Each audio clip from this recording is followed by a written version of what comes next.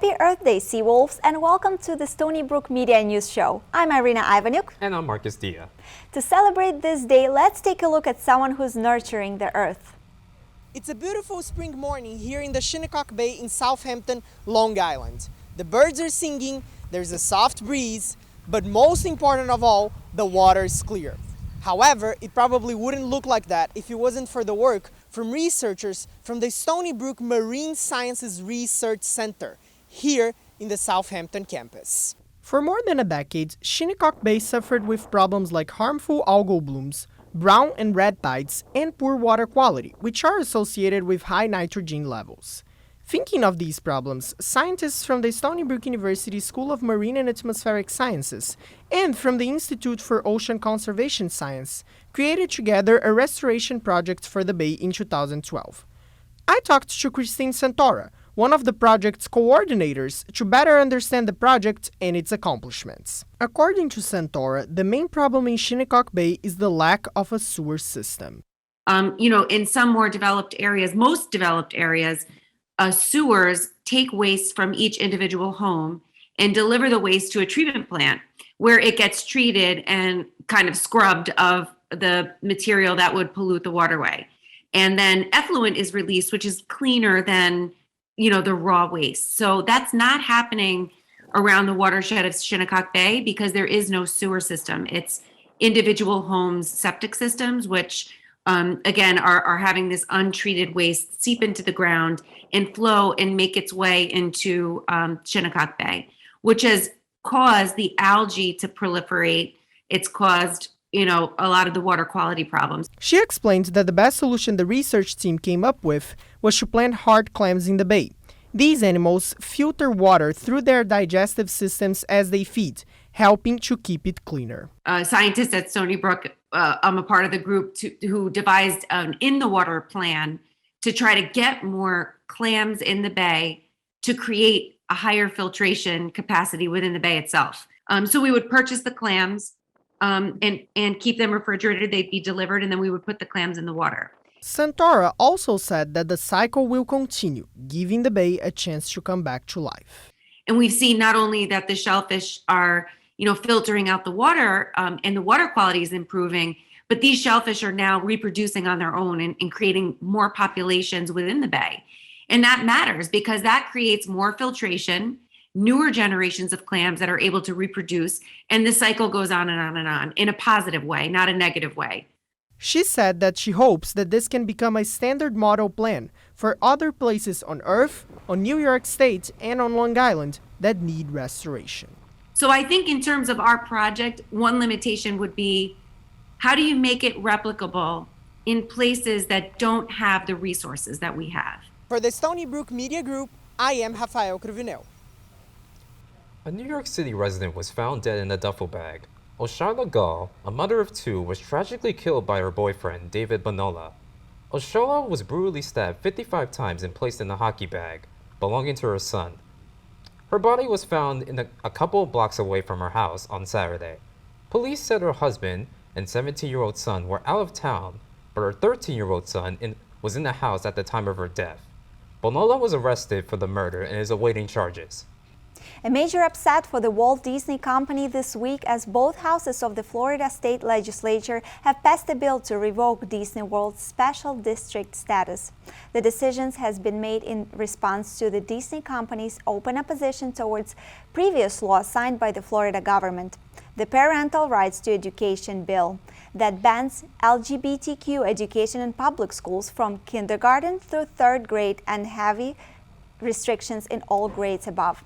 Once in effect, the bill is expected to cause local property taxes in the areas around Disney World to increase by 20%, as well as force the counties of Orange and Osceola to assume the district's nearly $1 billion of debt.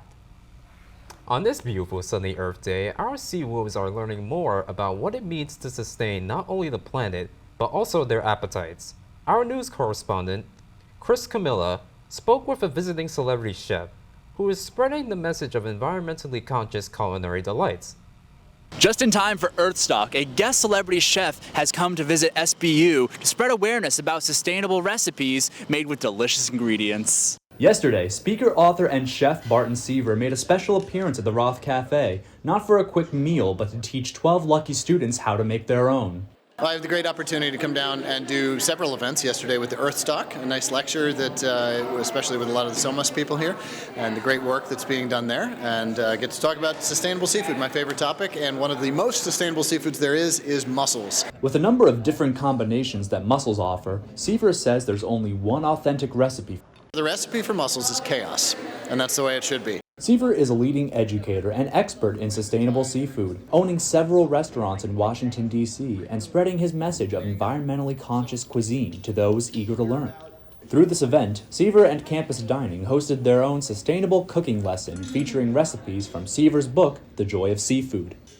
12 students were not only able to learn how to make their own eco-friendly food, but reap the rewards of tasting their creations. We made some mussels, and we include all sort of vegetables. We learned how to, cook a nice, sustainable seafood meal today, and it turned out to be really, really delicious. When it comes to events hosted by expert guest chef, the students are ready for seconds. From the Stony Brook Media Group, I'm Chris Camella. For the first time in 3 years, we have our own Roth Regatta event live. For a preview, let's head over to Roth Pond where our very own Sharon is reporting live. Sharon? Roth Regatta is making its return in just 1 week. This tradition has been taking place on the Stony Brook campus for more than 30 years. Students create boats out of cardboard and duct tape in hopes that theirs will stay afloat until the end of the finish line. Teams can still sign up for the race until April 24th, and the race will take place right here at the Roth Pond next Friday, April 29th at 12 p.m., where t-shirts and refreshments will also be made available. Make sure to tune in to our new show next week at 12:30 p.m. for our full live coverage of the event. Back to you in the studio. Warner Brothers Discovery announced this week that they will be shutting down CNN Plus after only a month of operation. The streaming service was hyped up as the future of CNN in the network has put millions of dollars into promoting and hiring talent for the platform, including former Fox News personality Chris Wallace. The service will halt operations on April 30th. The move comes after Netflix also announced a decline in subscriptions, starting a conversation on how many streaming services consumers are willing to pay for. Johnny Depp testified in a defamation lawsuit against his ex-wife, Amber Heard. Depp said in the court that he was never abused by his ex-wife, but rather she abused him. The dispute started in 2018 when Heard's Washington Post op-ed said she is a survivor of domestic abuse. Heard did not mention Depp by name, but he claims it damaged his reputation and acting career. But never did I myself reach the point of striking Miss Heard in any way, nor have I ever struck any woman in my life.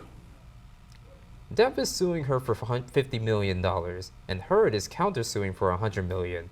The trial is expected to last about 6 weeks as the jury listens to the evidence. Back to the Earth Day, the annual Stony Brook Rubber Duck Race has returned.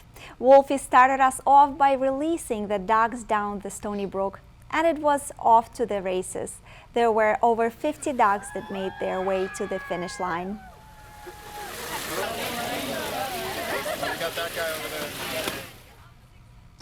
Happy Earth Day, everybody. And that's it for this edition of the Stony Brook Media News Show. I'm Irina Ivanuk. And I'm Marcus Dia.